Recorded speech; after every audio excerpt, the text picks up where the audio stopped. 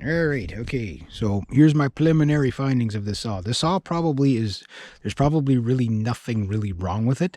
It's got lots of fire, okay?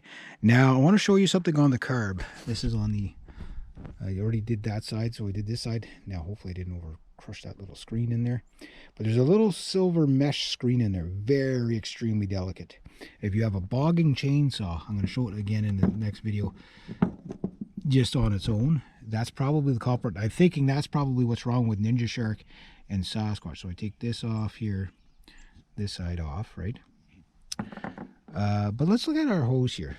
Okay, I thought this was just a breather hose, but Exhibit A, this is probably the main problem of this saw.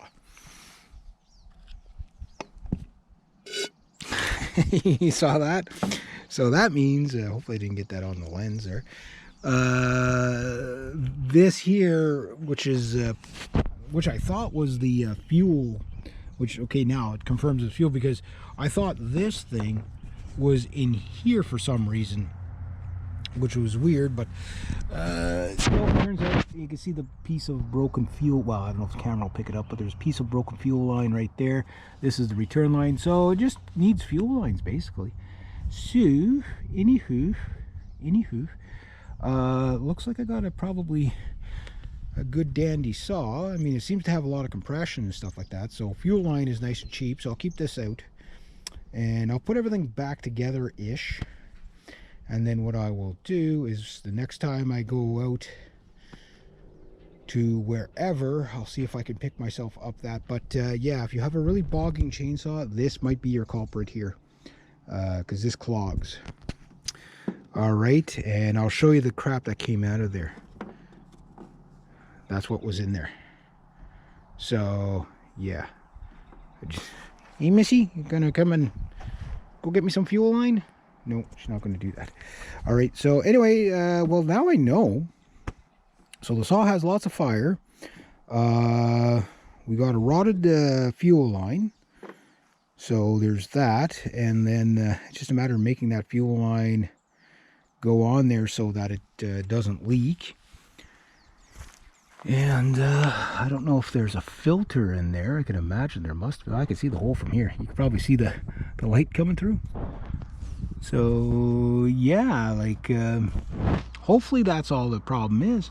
So I don't have any fuel line sticking around here, but at least I can get the saw back together. And I mean, if this is all I have to pay for a top handled saw, I'm willing to pay that. I'm willing to pay that. So oh, and I'm going to need a new gasket here. I don't have gasket material that thin, but even so, I should have that stuff on hand. We have the thicker stuff here, but it's too thick. I mean, maybe I get lucky, I take it and find a, you know, one that'll fit it. A lot of these carbs, usually for, you know, years and years and years, will use the same stuff. So anyway, I'm going to put everything away. I'm going to put that back on there so I don't lose any parts.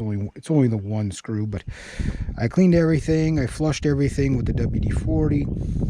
I'll leave it at that. This side looked okay. This side's, it was just corroded there. But I'm thinking Ninja Shark and Sasquatch have that problem, because when I cleaned the carb, I didn't check that. So yeah, that's probably it.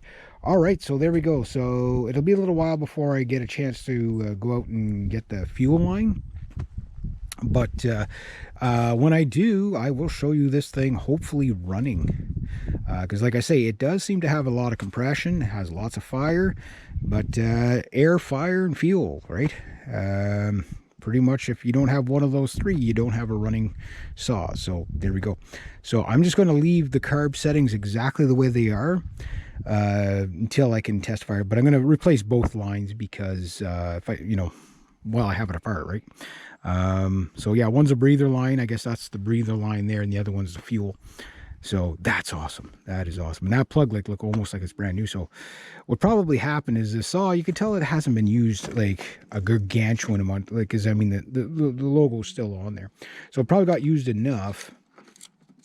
but not so much that it's probably like a homeowner type person that had it and just used it once in a while, but it sat there so long, probably with fuel in it that rotted the line. I mean, that was very common on older machines, bikes, four-wheelers, anything. Yeah, so I'll see what kind of fuel line I can get for it, and if I can, cha-ching, cha-ching, guys. Hopefully this thing will be a good moneymaker. There we go. So that's the so far that's where the 009 is at. So this could be a pretty cool thing. And I've cleaned out that a little bit better and stuff like that. So anyway, I'm gonna get it partially back together, and then I'll put the critical parts away until I get the other parts. There we go. Nice.